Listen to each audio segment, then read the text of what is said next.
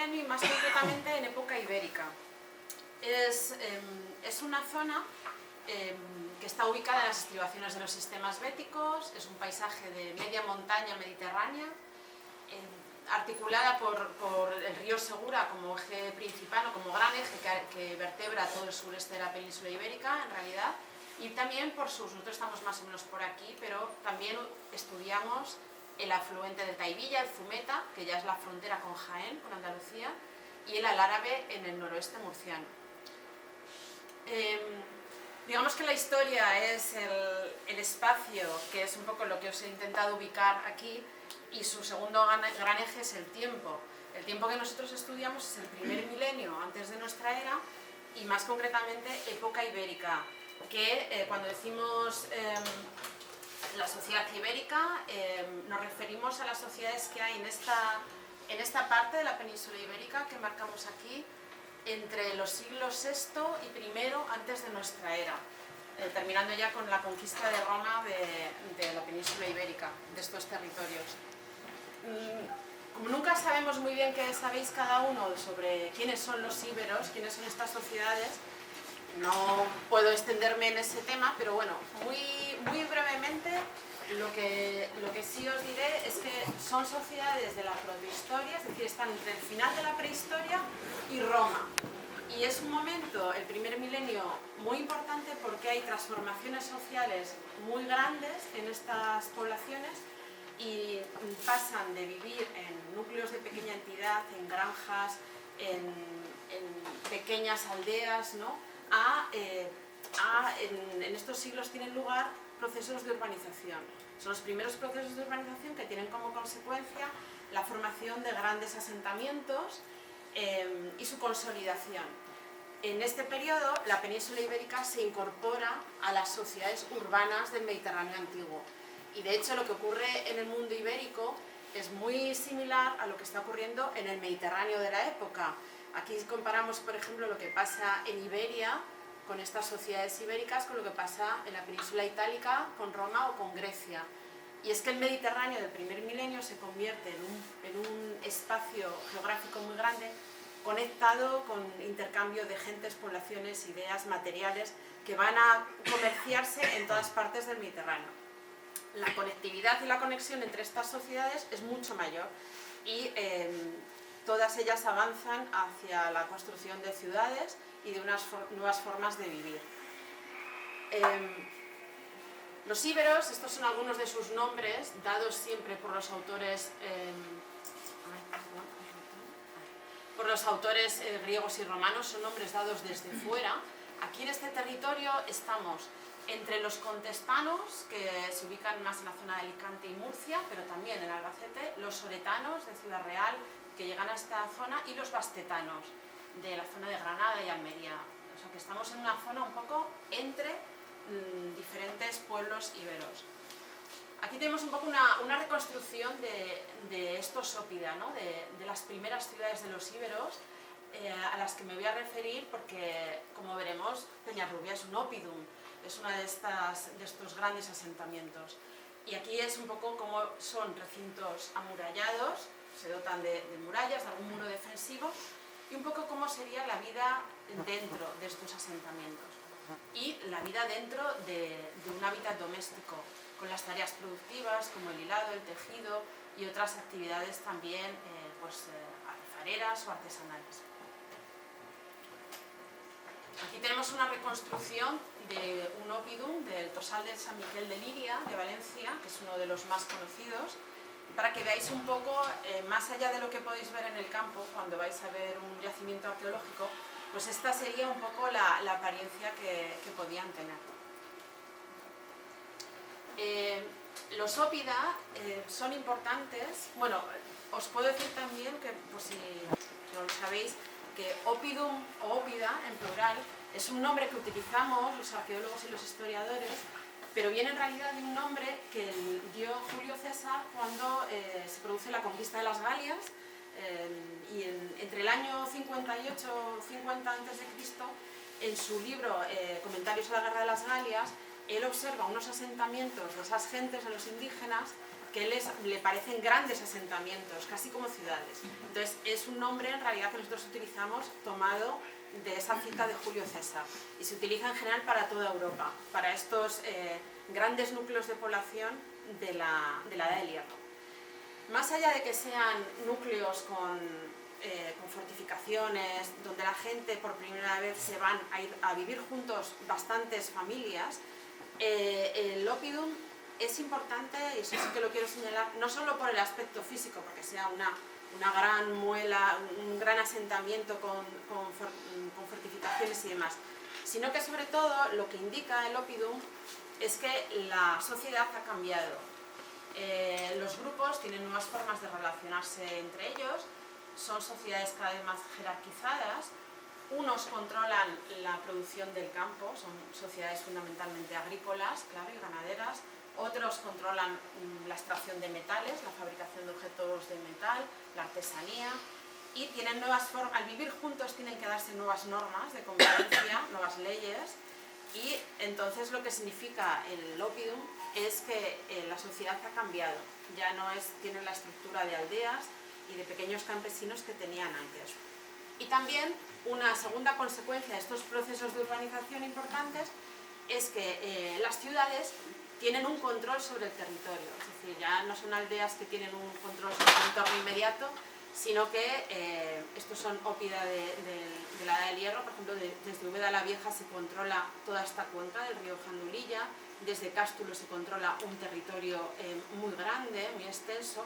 Es decir, que las ciudades ya quieren controlar un territorio que es su territorio de explotación, donde van a producir alimentos, donde van a comerciar con otros valles, otros lugares. Entonces estas ciudades ya tienen proyección en el paisaje. Esta es una reconstrucción hecha por un arqueólogo, por un iberista, por Victorino Mayoral, y muestra un poco cómo podría ser este paisaje de época ibérica. Aquí veis la ciudad fortificada, el oppidum, la necrópolis, como lugar siempre cercano a la ciudad, donde se puede visitar a los antepasados, a los muertos. Torres de vigilancia que pueden ayudar a proteger el territorio, zonas sagradas donde rendir culto a los dioses, el campo parcelado, muy diferente a las grandes concentraciones que vemos hoy, sino las pequeñas parcelas de orientación agraria, las granjas necesarias, inmediatas al campo, que están explotando, el comercio, etc. Bueno, este es un vídeo que si queréis en algún momento si podéis ver, que está muy bien, que es de la Bastilla de les Alcuses de Valencia, que ilustra un poco cómo sería el interior de algunas de estas grandes ciudades. Y bueno, una vez presentado, digamos, qué está pasando en época ibérica con los ópida, surge la pregunta un poco de por qué estudiar este territorio de media montaña mediterránea.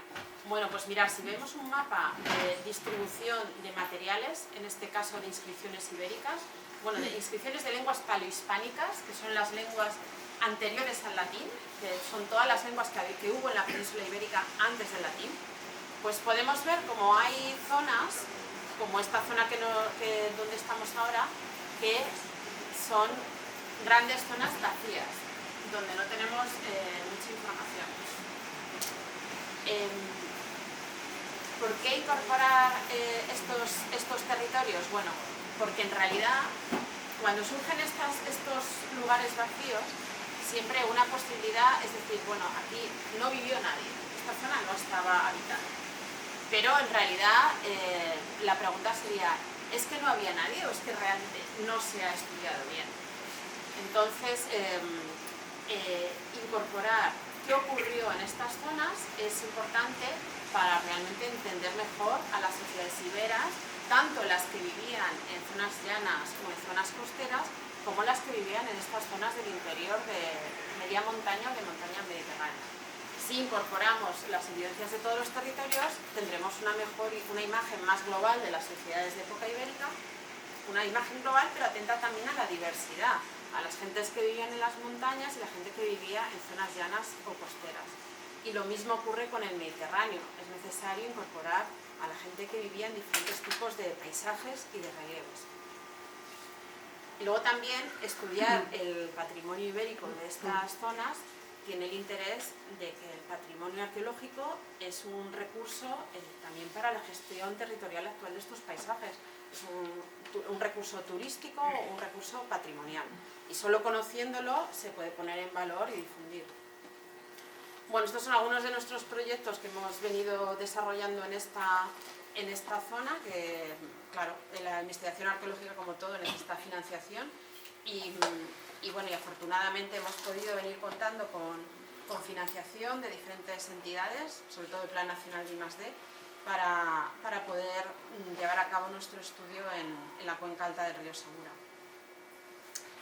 ¿Cómo nosotros, arqueólogos, podemos saber qué ocurrió aquí en época ibérica? Bueno, pues nosotros utilizamos una metodología que se basa siempre en la obtención de datos, de tal forma que lo que digamos después, si cuando yo os diga, como os voy a decir, pues hay más asentamientos de lo que pensábamos hasta ahora, pues hay unos datos que lo respaldan, que no son cosas que yo me estoy así un poco, que me parece que puede ser así, sino que hay toda una serie de datos que avalan lo que estoy diciendo.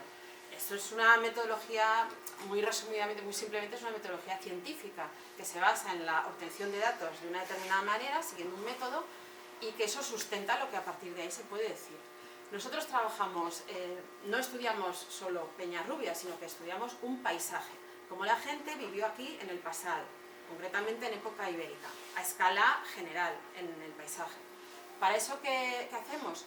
Pues trabajar a escala paisaje, a escala asentamiento y a escala micro, a todas las escalas que sean necesarias para obtener información sobre estas sociedades.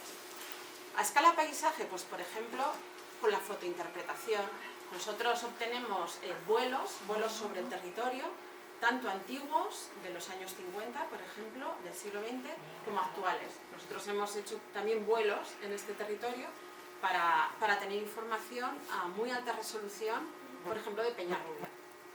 Y los vuelos antiguos, de los años 50, nos dan una imagen de cómo se cultivaba este paisaje antes de que hubiese medios mecánicos, antes de que hubiese tractores, antes de que hubiese... Es decir, con los medios habituales, los medios manuales, cómo se pudo explotar este paisaje. La fotointerpretación, además, es un método muy valioso porque es no destructivo, es decir, nosotros únicamente tenemos fotografías aéreas y las analizamos, las vemos, anotamos indicios de rasgos, de elementos que pueden ser arqueológicos, y después tenemos que ir a comprobarlo in situ. Después tenemos que ir a ver si realmente eso puede ser un resto de una actividad antigua. Pero como veis, es una actividad que no genera ningún daño sobre el terreno. Nosotros siempre intentamos priorizar actividades no destructivas, poco invasivas, que no toquen nada del suelo, porque siempre que tocas algo del suelo, después hay que conservarlo o taparlo, y eso genera costes y genera un problema. Entonces, siempre que podamos, es preferible obtener información de forma no destructiva. También, por ejemplo, la prospección geofísica que utilizamos es lo mismo. La prospección geofísica nos permite saber qué hay en el subsuelo, pero sin excavar, sin hacer ningún tipo de sondeo, ni de zanja, ni nada. En ocasiones es necesario recurrir a la excavación, claro, porque nos da una información de mucha resolución y de gran validez también, pero siempre en combinación con las demás. La arqueología no es sinónimo de excavación arqueológica, se puede hacer mucha arqueología sin excavar. Los análisis paleoambientales son muy importantes para nosotros porque es muy importante saber qué flora y qué fauna había en esa época. No era igual que en nuestra época actual, y nosotros tenemos que saber cuáles eran las condiciones en que los íberos vivían. Obtenemos dataciones mediante carbono 14 para saber en qué fecha está ocurriendo las actividades que estamos estudiando, y después hay toda una serie de análisis que se pueden hacer con el registro arqueológico, pues por ejemplo de los vasos cerámicos, para saber qué contuvieron. Contenían vino, leche, miel. Nos podemos acercar a esos contenidos que estaban ofrendando o con los que estaban trabajando. Aquí, por ejemplo, veis un ejemplo de un asentamiento de la zona de Nerpio, de Jutia, y cómo con la fotointerpretación, combinando vuelos de diferentes épocas, podemos obtener, bueno, pues las casas, ¿no? las estructuras donde ellos están viviendo. Aquí, por ejemplo, tenemos ejemplos de esta metodología. Tenemos las pasadas del dron, en este caso sobre Peñarrubia, para obtener un vuelo fotogramétrico que luego podamos, de gran resolución, que luego podamos leer las estructuras que hay sobre el Oppidum. Aquí estamos prospectando. En la prospección, cada persona va georreferenciando con un GPS los restos antiguos que va encontrando. Tiene que identificar que son de época antigua ibérica y entonces tiene que marcarlo con el GPS. Y aquí veis, por ejemplo, los mapas que produce esta actividad, esta prospección. Cada punto es un ítem, una cerámica, un hierro, una escultura material que hemos reconocido como de época antigua. Entonces así se va viendo la extensión de los sitios, cuáles eran las dimensiones de los asentamientos. Aquí veis otro ejemplo, por ejemplo, del registro paleoambiental. El registro paleoambiental, los sedimentos que obtenemos de las excavaciones o de nuestras excavaciones, hay que cribarlos, hay que flotarlos muy meticulosamente. Sabéis que el trabajo arqueológico es muy meticuloso, muy detallista, porque, sobre todo cuando excavamos, porque la excavación, una vez que excavas algo, nunca nadie lo va a volver a leer. Entonces, la responsabilidad es documentar todo muy bien, de forma que extraigamos el máximo de información. Aquí, por ejemplo, veis que hemos recuperado, fijaos la escala, es mínimo, es trigo. Después lo podemos datar por carbono 14 y saber, en este caso, por ejemplo, tenía 25 siglos de antigüedad. O los carbones los podemos ver en microscopio. Este, por ejemplo, es un microscopio electrónico de barrido y ver que esto, por ejemplo, es una encina. Reconocer qué especie es. Tenemos que hacer un comentario porque muchas veces nosotros arqueólogos vamos a los sitios y siempre decimos tener cuidado, hay que cuidar los sitios, no llevarse cosas, y no es, muchas veces quien nos escucha piensa que es porque no queremos que se lleven un trozo de cerámica o un trozo de hierro, de cualquier cosa, y no es tanto por eso, que aunque sabemos que no tiene ningún valor lo que se puedan llevar, no es tanto por eso, sino porque se pierde muchísima información de qué ocurrió en ese lugar. Aquí, por ejemplo, en Varica Virtudes, que es un asentamiento de Narpio, que hemos excavado también, esta es una estratigrafía, un corte en la tierra hecho por nosotros. Aquí veis cómo hemos extraído una parte de él para hacer láminas delgadas y verlo al microscopio, que es lo que estamos haciendo aquí. Esto es micromorfología. El micromorfólogo aquí es capaz de leer al microscopio qué ocurrió en este lugar. Es algo que a simple vista no se puede ver. Y es capaz de determinar que aquí existieron una serie de construcciones de adobe, tapial y arquitectura en barro, y que estas construcciones tuvieron incendios y se destruyeron, pero después volvieron a construir otra y ocurrió lo mismo, hubo otro incendio, y esto ocurrió hasta 3 veces, y esto está datado en época ibérica. Esto lo hemos podido leer porque esto estaba así, conservado. Cuando alguien expolia o un clandestino hace un agujero y se lleva esta estratigrafía, no es tanto porque se lleve una cerámica o dos, es que la historia de lo que ocurrió aquí, el archivo que está aquí contenido, de todo esto que ocurrió, de que les ocurrió a estas gentes, se ha perdido para siempre, eso no se puede recuperar. Y lo mismo ocurre, por ejemplo, en este caso, en Futia. Esta estratigrafía, que es nuestra, excavada en excavación arqueológica, aquí pudimos ver que en el valle de altura de Jutia, que quizás conocéis a alguno, que luego lo vamos a poner otra vez, pues aquí en época ibérica, normalmente cuando llegamos nosotros a trabajar aquí, pues lo normal era pensar que en ese lugar tan alto y tan remoto nadie había vivido antiguamente, porque era un lugar que parecía muy inhóspito. Y realmente aquí hay evidencias de que en época ibérica se cultivaron habas, se cultivó trigo, están viviendo, hemos encontrado asentamientos y es lo mismo, esa historia está contenida en los estratos de este corte de la tierra. Si esto se hubiese hecho una zanja de expolio, pues nunca hubiésemos sabido esto. Seguiríamos pensando que en un valle de altura como Futia no podían vivir en época antigua. Y estos son algunos de los expolios que tiene Peñarrubia. Como veis, pues son puntos en los que efectivamente pues la información está tocada y está perdida. Bueno, pues ahora vamos a No pasar solo ya. nos interesa lo que ocurre en Peñarrubia, sino que nos interesa lo que ocurre en todo el paisaje, porque las sociedades viven en el paisaje, en todo el paisaje. Lo explotan, hay lugares rituales, hay lugares funerarios, y solo si estudiásemos lo que ocurre arriba no podríamos comprender la sociedad de la época. Entonces lo que nos interesa es todo el paisaje. El paisaje muchas veces también, bueno, sobre todo ayer por ejemplo que estuvimos en el Instituto de Elche de la Sierra, dando una charla con ellos también, pues muchas veces miramos al paisaje y pensamos que es naturaleza. El paisaje no es solo naturaleza, es la suma del medio físico, de esas montañas, esa geología, y de lo que ha ocurrido con las comunidades que han vivido en ese paisaje a lo largo de la historia, de los procesos históricos. Un ejemplo muy claro que seguramente lo conocéis o habéis estado alguna vez, que es las médulas, bueno, de donde Javier podría hablar mucho, largo y tendido, es las médulas. Cuando el visitante llega a las médulas y las mira desde el mirador de Orellán, pues a todo el mundo le gusta este paisaje, porque estéticamente es muy bello, nos gusta. Pero lo que no puede llevarse ese visitante es la idea de que esto es naturaleza.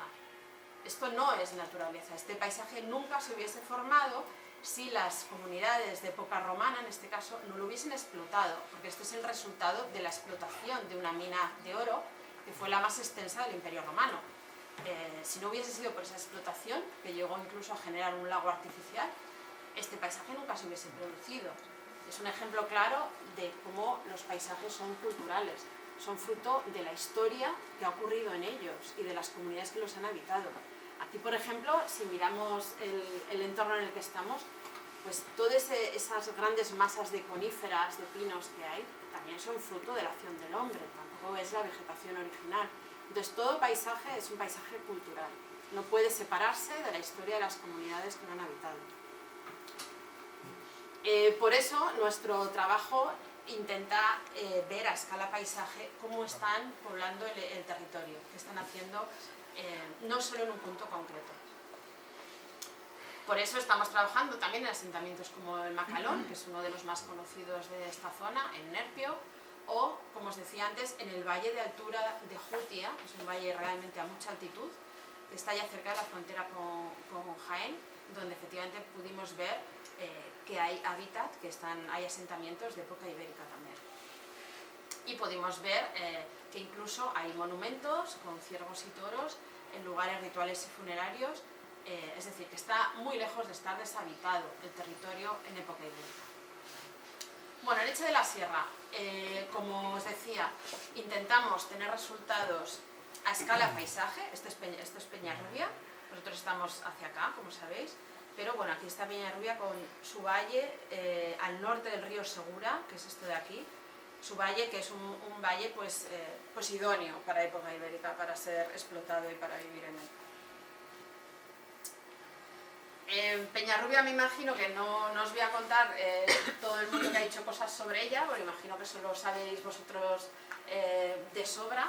Es conocida desde finales del siglo XVIII, desde las menciones del canónigo Lozano, después Ceán Bermúdez también la cita en sus estudios, en su sumario de las antigüedades que hay en España. Tiene una larga historia de investigaciones. Luego está cuando se excavó, la única vez que se ha excavado en él, que fue en los años 50 con Miguel Ángel García Guineo, que hizo 4 sondeos. Y después, bueno, ha sido objeto de trabajos, de síntesis, por arqueólogas de Albacete bien conocidas, como Lucía Soria, como Rubí Sanz. También en los años 80, 2 arqueólogas de Elche de la Sierra recogieron bastantes materiales de la superficie del cerro, y eso está en gran parte depositado en el Museo de Albacete. Y en los años 80 también se encontraron estos 2 vasos que son muy conocidos en los estudios ibéricos, que bueno, fueron publicados por 2 arqueólogos. La pena es que no se sabe el lugar exacto de donde proceden, pero bueno, es de los alrededores de Peñarrubia. Esta es una escena bastante compleja de funeraria, de un cortejo fúnebre, y bueno, esto de una pareja de lobos que tiene algunos vasos parecidos en otros puntos del sureste peninsular. Y bueno, al inicio de nuestras intervenciones, de nuestros trabajos, pues estos eran más o menos los puntos donde teníamos constatado poblamiento ibérico. Y claro, bueno, el primer reto, ya os digo, cuando uno estudia un trabajo cuando uno estudia un paisaje poco trabajado, poco estudiado, pues es generar más información, generar un registro arqueológico. Bueno, ahora vamos a pasar a Peñarrubia, que eso lo va a hacer Javier. Y veremos primero el Oppidum, Peñarrubia, y después ya iremos más hacia el paisaje. Pero casi me va a pasar sí, porque así, yo te paso. por la cuestión de no estorbar a los espectadores. Bueno, estos son la información básica que teníamos antes de iniciarse nuestro trabajo. Teníamos un croquis de los sondeos realizados por Miguel Ángel García Guinea, como ha dicho Susana, donde se señalaban 4 puntos de sondeo que son reconocibles todavía en la actualidad en buena medida, y después posteriormente en 2006 Jordán y Cano hicieron un pequeño croquis que veis allí de lo que era el asentamiento, ya veis ahí más o menos cómo está. Es en realidad un croquis. Bien, ¿qué hemos hecho nosotros? Nosotros partimos de, como ha dicho Susana, la información primaria. No os he puesto la fotografía del vuelo americano del 56, pero son muy interesantes las informaciones que nos dan los vuelos y las cartografías de época antigua, por lo que ha dicho Susana, porque nos están poniendo en evidencia un tipo de explotación de la zona que es fundamentalmente artesanal. O sea, tener en cuenta que en los años 50 prácticamente esta zona de aquí estaba muy poco mecanizada. Todavía seguía un tipo de uso tradicional a base de arado, incluso a veces con fuerza animal simplemente, nada más. Eso es muy interesante para nosotros. Aquí vemos la imagen que sale en la cartografía actual del Instituto Geográfico Nacional, sigue, pasa, pero aquí tenéis la imagen obtenida mediante dron, a la que antes se ha referido a esas pasadas del dron. Aquí tenéis la imagen y si hacemos, si hacemos un pequeño encuadre, vemos cuál es la calidad de esa imagen. ¿Veis? Podemos dibujar piedra a piedra. ¿Lo veis, no? ¿Veis cómo prácticamente pues podemos señalar que aquí hay un pozo? ¿Lo veis ahí? El P2 es un pozo de agua. Y vemos cómo aquí hay una construcción. No sé si veis las construcciones. O sea, podemos dibujar piedrita a piedrita prácticamente. Esa es la ventaja, digamos, estamos poniendo un contraste.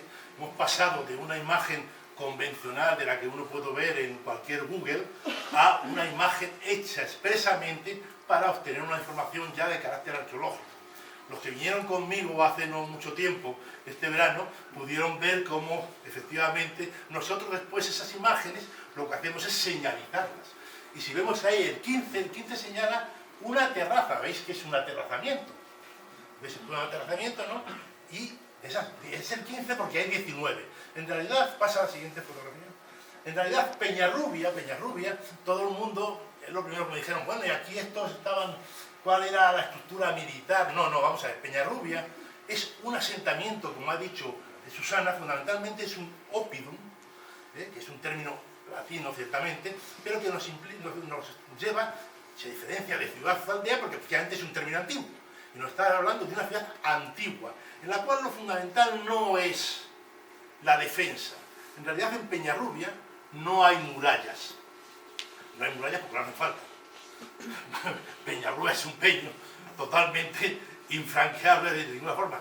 Lo que hay es aterrazamientos. Bien, ¿qué hacemos nosotros con ese tipo de información? Pasa a la siguiente.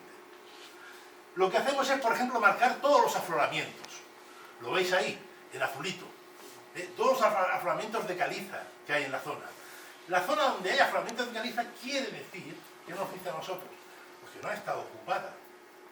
Si se ve la roca, y encima no hay nada, eso quiere decir que nunca ha sido objeto de habitación, de ocupación, ¿de acuerdo? Pasa al siguiente. Entonces, delimitamos todo Peñarrubia, la línea negra con el camino actual, que también es el antiguo, con el camino actual, que también es el antiguo, delimitamos toda Peñarrubia y nos dan 5 hectáreas. 5 hectáreas, para que nos hagamos una idea, son 5 campos de fútbol, para entenderlo. 5 hectáreas es la dimensión de un campo de fútbol, tiene habitualmente más o menos 1 hectárea. Pero son 5 hectáreas lo que ocupa el asentamiento delimitado por los farallones naturales. Pasa a la siguiente. Pero además de esas rocas vemos que hay unas terrazas, las veis ahí, ¿no? Y veis cómo detrás de las terrazas hay una tierra distinta de donde aflora la roca, que tiene incluso una coloración distinta, no solamente una coloración, sino una vegetación. Como ha dicho Susana, los arqueólogos no solamente nos valemos de las ceramiquitas y de los moneditas y todo lo demás, tenemos que conocer muy bien el terreno, tenemos que saber qué tipo de vegetación hay en cada zona y cómo una vegetación nos indica una cosa y otra vegetación nos indica otra. ¿De acuerdo? Pasa a la siguiente. Bien, marcamos esas terrazas, las veis ahí, 19 aterrazamientos, que lo que están haciendo es acondicionando el espacio. ¿Por qué?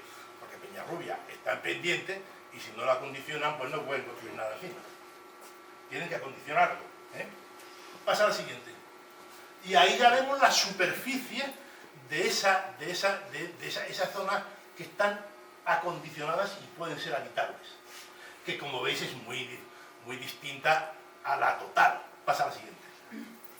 Y entonces ya llegamos a la conclusión de que en realidad lo que el asentamiento de Peñarrubia, habitado con total y absoluta seguridad, con restos de construcciones y restos cerámicos, es 1,5 hectáreas. Ha bajado bastante. En la literatura, si veis la literatura actual, casi todo el mundo dice Peñarrubia tiene 5 hectáreas. No. Peñarrubia, el Meño, tiene 5 hectáreas. Pero la zona ocupada no es de 5 hectáreas. ¿Veis cómo llegamos a estas conclusiones? Y veis cómo efectivamente es un método razonado, científico, por el cual podemos argumentar que ahí lo que está ocupado es eso. Pasa a la siguiente. Ahí veis las terrazas. Veis que esto evidentemente no lo ha hecho un campesino en el siglo XIX ni en el siglo XX, entre otras cosas porque sería estúpido subirse a Peñarrubia a hacer tierras de cultivo, teniendo abajo todo lo que tiene. Pero vamos, que sabemos que son así porque incluso los materiales que encontramos asociados a esas terrazas son antiguos. O sea, no tiene vuelta de hoja ninguna. ¿Vale? Y como esas hay, veis que son todos son 2 metros. Veis que son terrazas en algunos casos muy importantes. Ha habido una labor muy importante de acondicionar ese terreno, porque les interesaba hacerlo habitable. Pasa a la siguiente. Pero además de esas, hay otras pequeñas zonas, no sé si las veis, pasa a la siguiente diapositiva, esas que están marcadas como rositas, ¿lo veis? Donde ahí también pudo haber una ocupación. ¿Por qué? Porque si os fijáis, vuelve atrás, si os fijáis ese terreno, también tiene una distinta coloración, ¿lo veis? Pasa la rosita, ¿lo veis? Para que veáis para que os fiéis de lo que os estoy diciendo, que no os engaño, son distintas, pero ahí la ocupación no es tan fuerte. No es tan fuerte y no está terrazada. Pasa a la siguiente. Entonces ahí ya, si añadimos ese terreno, pudo tener 1 hectárea y 3 cuartos. 1,78 hectáreas. Eso es lo que pudo haber. Eso es lo que en realidad podemos decir de que estaba ocupado en Peñarrubia. Pero, como después veréis, pasa a la siguiente, ese sería el aspecto, esto no es Peñarrubia, lo ha enseñado antes Susana, eso es el tosal de San Miguel de Lidia, efectivamente, San Miguel de Lidia, y ese sería una especie de aspecto más o menos general. Veis que está incluso la mina aterrazado. ¿Ves? Eso es el terreno ese, pero es solamente esa parte de Peñarrubia. Esas 1,5 hectáreas, 1,78 hectáreas. Esto después a nosotros nos va a permitir en el futuro, cuando avancemos en la investigación, hacer cálculos acerca de población, etcétera, etcétera. Pasa a la siguiente. Bien, y solo hay un problema aquí, que es, pasa a la siguiente, eso. Volvemos a lo mismo. Ahí ya no vamos a poder hacer nada. Queremos insistir en ello, que tengáis en cuenta esta circunstancia, porque es muy importante. Cuando una persona expolia, va con un detector de metales a sacar una monedita, que le van a dar 2 chavos por ella en cualquier mercado, generalmente no es muy importante, va a ser una cosa mínima, está destruyendo todos esos puntos rojos que veis. y nos está privando de una parte muy importante del patrimonio que es de todos. No es una cuestión de que los arqueólogos lo podamos investigar o no. No, el patrimonio es de todos. Y evidentemente, si nosotros estamos aquí explicando esto, es porque consideramos que el patrimonio es de todos. Bien, pasa a la siguiente. Bien, y pasamos ya, y le vuelvo a dar la palabra a Susana. Y yo voy a coger un poquito de agua porque estoy seco. Bueno, como os decía antes, una de las características de estos ópida, estas primeras ciudades, es que bueno, se han formado núcleos mayores, se han ido a vivir juntos, pero también tienen un mayor control sobre el espacio, o sea, se proyectan más en el territorio. En nuestro caso, ¿qué nos pasa? Pues que Peñarrubia era muy conocido, pues muy mencionado siempre, pero ¿qué había alrededor? Pues no se sabía nada. Se sabía, había algún sitio que tenía indicios de época ibérica, pero no se sabía nada más. Entonces, una tarea fundamental era, hay que salir de Peñarrubia y salir al paisaje y ver qué está ocurriendo. Para poder salir al paisaje, pues nosotros normalmente tenemos que comprobar todo indicio que pueda haber, todo indicio también de nombres, y luego pues nosotros sabemos algo de qué les gusta a esta gente para vivir, tenemos algunos indicios de qué entornos les gustan. Teníamos que empezar alrededor del Oppidum. Alrededor del Oppidum es lo más normal, ¿no? Que haya huellas de actividades productivas, de actividades agrarias, de actividades pues de ganadería, de extracción de mineral, de cualquier cosa. Entonces, bueno, estamos actuando en un lugar del entorno periurbano de Peñarrubia que identificamos en 2012 al prospectar y que bueno, que hemos ya informado a todas las autoridades competentes y que pensamos que es una zona ritual relacionada con el Oppidum. Es una zona que está en un afloramiento rocoso, tiene muy poquita potencia y está en lo que pensamos que es un camino de subida al Oppidum. Entonces estamos trabajando en él para conocer más de qué están haciendo en esta zona. Como veis aquí, bueno, pues estos son los sacos de todo el sedimento que extraemos, porque hay que estudiar todo. La tierra no se puede tirar, porque hay cosas de muy pequeño tamaño que se nos pueden pasar, que se pasan. De hecho, aquí veis cómo hay una persona cribando con una criba para que no se pierda absolutamente nada. Estos son algunos de las cerámicas y de una fusayola, por ejemplo, para tejer, que estamos encontrando. Y bueno, lo que encontramos, hay fosas con material de muy escasa potencia y también hay restos de depósitos, de pequeñas ofrendas. Sobre todo hay cuencos y platos, como veis, siempre aparece muy fragmentado y está en el afloramiento rocoso metido. Esto encaja mucho con lo que conocemos de lugares rituales del mundo ibérico. Como os decía, la arqueología y la excavación en particular tiene que ser muy meticulosa para conservar muy bien la estratigrafía. Estamos muestreando para encontrar indicios bueno, pues de biomarcadores, de actividad también orgánica, para hacer micromorfología, para ver qué acciones se están haciendo aquí. Y lo bueno de este lugar es que efectivamente no tiene huellas de expolio ni de tener grandes hoyos ni agujeros. Entonces esto, bueno, pues tenemos que aprovechar, que conservarlo y después siempre tenemos que tapar. Los arqueólogos normalmente, si no se puede invertir en conservar lo que se ha excavado, que es lo normal, que no se pueda, pues tenemos que, cuando terminamos de excavar, ponemos una tela geotextil para que se diferencie muy bien lo que es, digamos, auténtico de lo que es rellenado por nosotros y lo rellenamos, para que la lluvia, para que después el mal tiempo no deteriore lo que hemos excavado. Todo el trabajo arqueológico que generamos, en nuestro caso en verano, que es cuando hay más horas de luz y se puede trabajar más tiempo, después en invierno tiene que ser objeto de trabajo en el laboratorio. Y de hecho todo lo que producimos quizás en 15 días nos da para todo el invierno de sobra, porque es un trabajo muy meticuloso. Hay que cribar muy bien la tierra, separar cualquier indicio de semillas, de pequeños objetos, trabajar con la cerámica, fotografiar todo, documentarlo muy bien, en el microscopio también trabajar para poder añadir más información a lo que ya sabemos. Y por último está el reto del paisaje, de saber, bueno, sabemos que es un Oppidum, es una ciudad de época ibérica, cómo esta gente está explotando el paisaje, cómo está... Y es una vía de comunicación trabajando. que pasa por la Sierra del Segura y va a Cartago Nova, a Cartagena, que en la época era muy muy importante.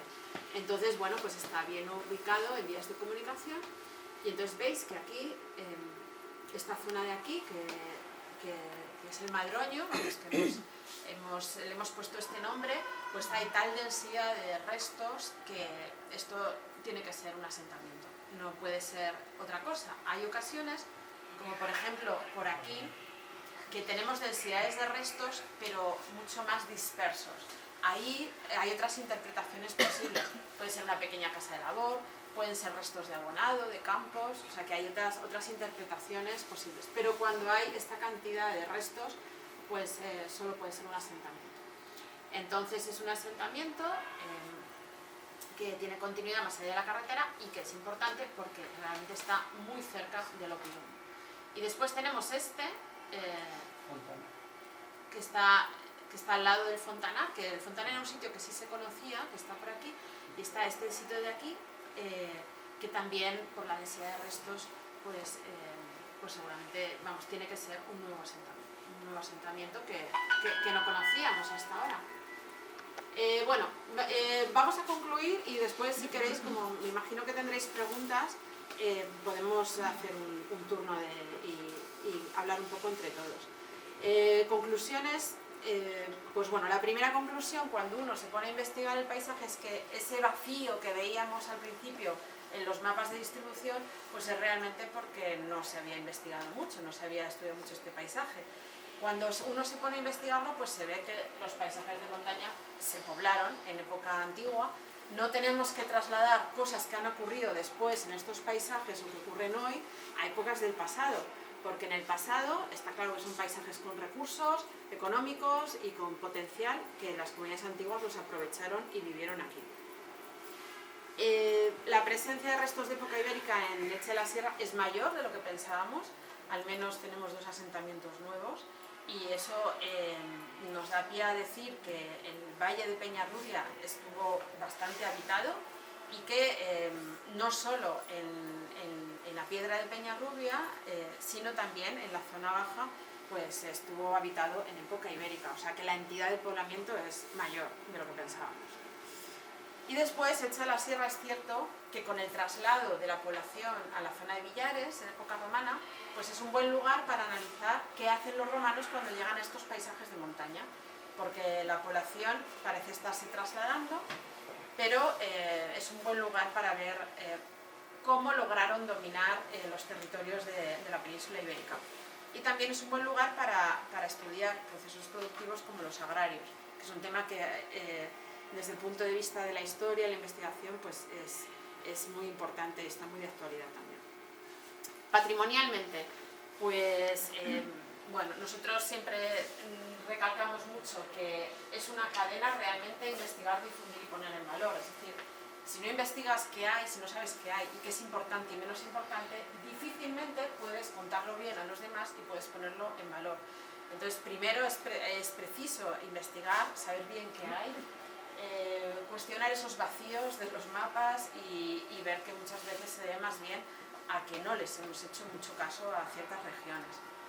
Es muy oportuno hacerlo ahora, investigar el paisaje, porque con el éxodo agrario, con los problemas de abandono de los usos del campo, hay muchos procesos erosivos, hay mucha pérdida de suelo y esto tiene muchas repercusiones en las sociedades actuales, económicamente y demás, pero también en el patrimonio. El patrimonio está en el subsuelo y cada terraza que se empieza a deteriorar y que se pierde, se erosiona, pues lo que había ahí se pierde también. Entonces el abandono agrario, el abandono de los usos del campo también afecta mucho al patrimonio. Y después, pues bueno, siempre hay que decir que la investigación arqueológica y el patrimonio arqueológico tiene la capacidad para generar recursos para las zonas donde ese patrimonio está. Hay muchos ejemplos de cómo el patrimonio de época ibérica pues se ha constituido en un recurso importante para la economía actual de esas poblaciones. Por ejemplo, la provincia de Jaén, sin ir más lejos, donde el patrimonio ibérico pues es un motor de desarrollo social. Y luego hay que valorar eso, que lo que se gasta en patrimonio, según la Unión Europea, y es cierto, no hay que verlo tanto como un coste, como una inversión en un recurso sostenible para todos. Y bueno, este era un poco lo que os queríamos contar. Ahora, cualquier pregunta que tengáis, pues con mucho gusto os la intentamos responder. Ok, está bien.